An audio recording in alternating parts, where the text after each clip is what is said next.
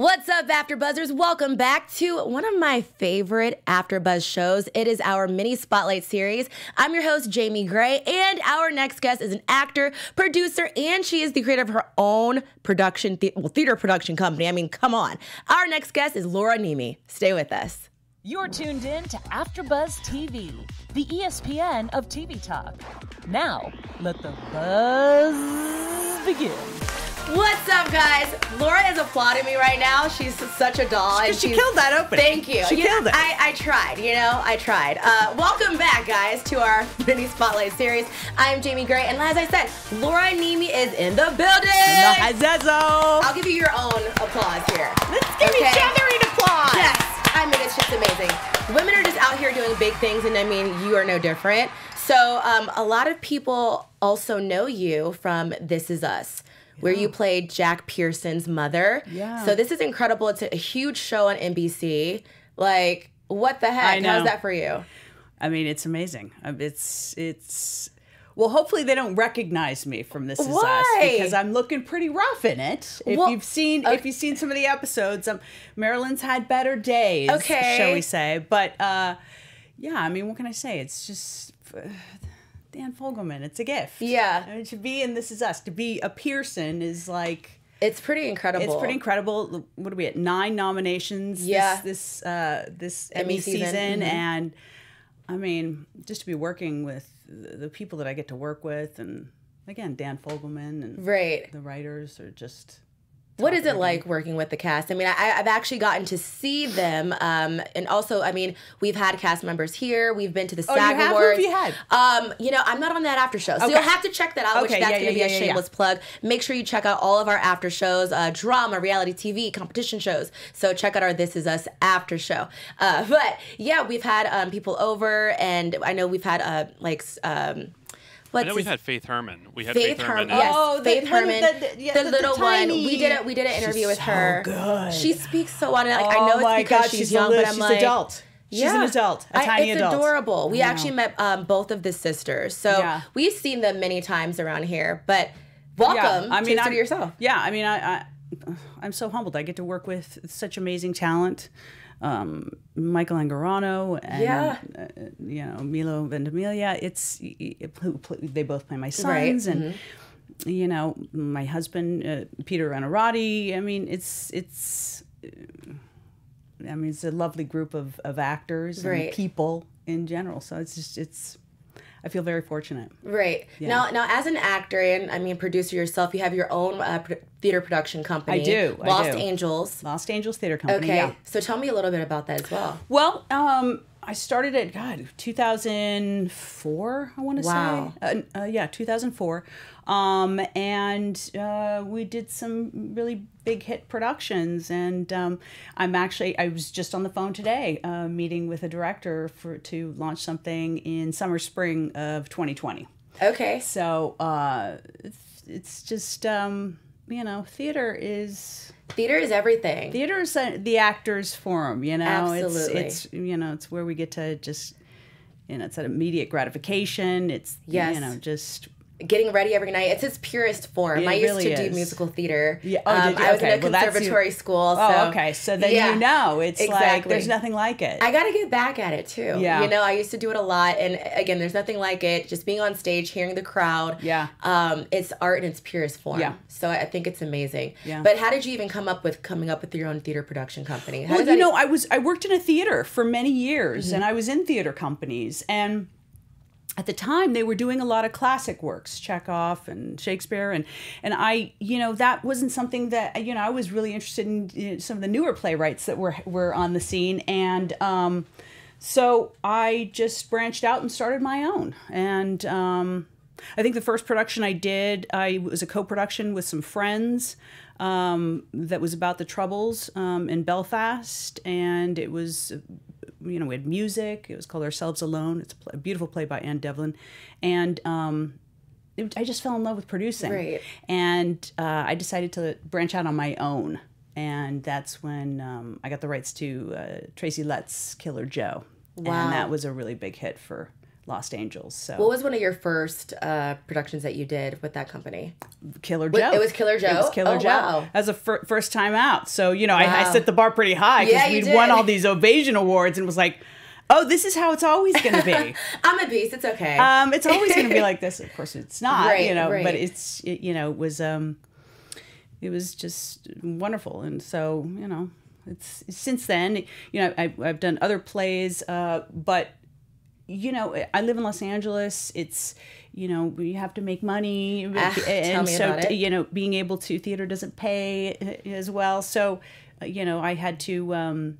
I made the choice to, you know, being that I live in Los Angeles, to Right. you know get into television and film. Now, do you have a preference? Do you prefer being on stage more, or just being in front of the Stage. camera? It's always stage. Wow. So just it's because always the gonna be audience is stage right there, for it's me. just like it's the adrenaline. Although having said that, Yeah. I will say that in the past couple years, you know, I'm a late bloomer. It's taken me a lot to adjust to TV and film, and the past couple years, I've really just fallen in love with the intimacy of the camera. Okay. And just embracing it a little bit more. And you know, now it's something that I'm also, my husband and I just wrote a pilot, and we're going to shoot that next month. And wow. And so, you know, now it's like, it's instead of, oh, well, let's, you know, write a play and put it up. It's like, now that's kind of the thing we're gravitating towards, you know, the medium of using the camera. And, absolutely. yeah. So. Yeah. And I mean, there's so many different forms of acting, so I think that's great. Have you considered voice acting at any point too, or have you done it? I got to tell you, it's interesting. That is just something that has never spoken to me. You have a great voice. Come on. I just, it's not been my thing. It's a whole other ball of wax. A whole new world. It really is. Yeah. And there are amazing voiceover actors that Yeah. just are killing it, and it's its own career. It is. Do you know what I mean? So, you know, that takes its own focus. So. Yeah, that's not been my journey. Yeah, you're like, you know, That's it's not my been calling. my journey. I don't think it's my calling. Yeah, I do voiceover as well. You do, of course. Well, thank you. That's what I'm like, oh, her voice. Of course she does some voiceover. Yeah. Wow, I mean, there's so many niches. But I remember, of course, you said that you know, just being in LA, you have to make money. You're from here. Yeah. And then you moved to New York to go to school, right? And then you came back? Well, no, I moved to New York when I was I don't know, I guess I was 8 or 9. Okay. And I'm my stalking dad her, guys. you did. You really, you're like Oprah. I'm gonna cry.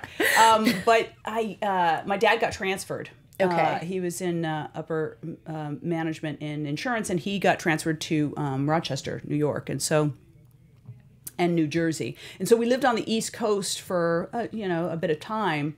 And then came back to Los Angeles. So I spent some time, and since then I've you know, spent the summers in New York. I've studied in New York. That's the dream. Look, if I wasn't married to a man who just can't stand New York, I love that city, man. I gotta get used maybe to it. now, not. Yeah. You know, now I feel like as I'm getting older, It's different. It's a young man city. It is. It's young very man different city. than LA. I mean, I feel like both it's are very electric. expensive. There's a saying that you have to be rich just to be broke in New York. Yeah. Because it's so expensive. I mean, it's so crazy. expensive, but it's electric. It really is. It is. I'll keep trying. You know, I'm more of a Cali girl, but do you have a preference? LA, New York, which is better? Well, I'm from here, so this is So home. LA, there it is. Yeah. Okay. And I love this city so much. I just, you know, I've you know, love-hate relationship with it, but now I'm really proud to be an Angelina. Third generation too, so. Nice. Yeah. I mean, it's all about the grind. Yeah. Now you have a new film. Now it's going to be on Netflix. Yes. The Last Thing He Wanted. Really excited about it. Okay. Really excited. I got to work with Dee Rees. That's pretty amazing. He's Mudbound. So if you guys know Mudbound, which was great on Netflix, was amazing. Amazing. Yeah. And a film that she did, which really is how I fell in love with her, called Pariah. Okay, I haven't seen that one. You've got to see it. It's an incredible film, and that's really her breakout film. Okay. And so that's when she was kind of on my radar, where I was like, who is this filmmaker? And then she did Mudbound, and now with this film, she actually adapted it. It's based on a Joan Didion novel. Okay. Which in and of itself is a really big challenge. If any of your watchers have read any Joan Didion, to adapt one of her novels is not an easy feat, and it really speaks to her talent as a writer too.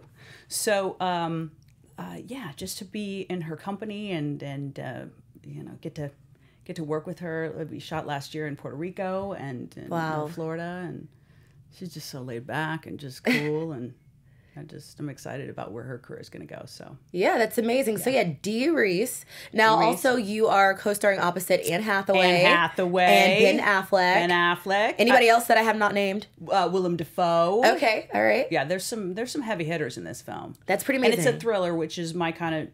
I love a good thriller. I gotta tell you, I love a good thriller. I'm like a sucker for a good thriller. As long as it's not is it gory? Like, tell us about the film. What is it exactly it's about? Set in the 1980s,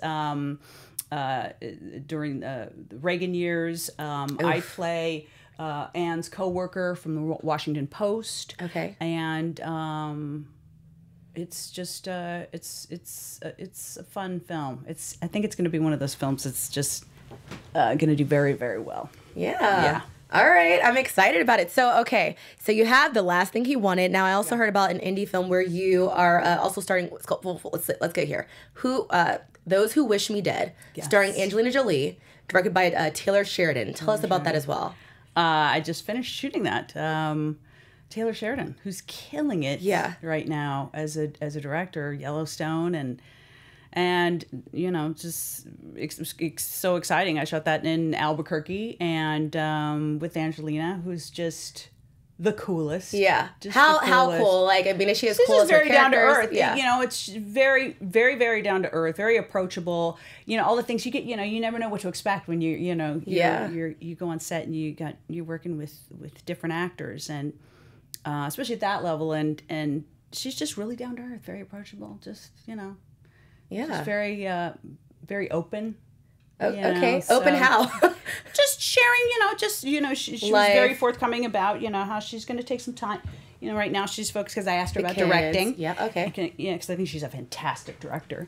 And so she said, right now I'm just kind of taking time. I'm going through a divorce right now. So I'm just kind of regrouping. And I was just like, how approachable, how wonderful. How relatable as well. Relatable. That's what we like, when stars are the more relatable, they talk more about what they're going through. Exactly. And I think LA is good for that too. There's so many stars, it's like, you start to see them all the time. It's like, they're like all of us, in a sense. Yeah. Maybe a little more, but Yeah, absolutely. But yeah, I mean, so many things going on for you. So now, for Those Who Wish Me Dead, when can we expect to see that? I think that's coming out spring of next year. Okay. And that's about, again, the genre is a thriller. It's about Montana firefighters, and I play a reporter during that time who's investigating. Oh, nice. Can you give us a little bit of a sample? I mean, we do report everything here. She's like, you're gonna have to wait for it. You're gonna have to wait for it. Okay. You're gonna have to wait for it. But I'm really excited. I'm gonna start a new project in the fall with a new director who is up on the scene right now. In a project that is just a wonderful story that I'm excited. We're gonna be shooting in Texas. And so that's coming up in the fall for me. And like I said, I'm doing that. My husband and I are working together for the first time. It's been on our list forever. He's a writer. Yeah. He's written many video games, and he's written scripts and plays and whatnot. And it's been on our list for years to collaborate and do something together. And so we've finally taken the plunge. Yeah. Let's see if we're still married.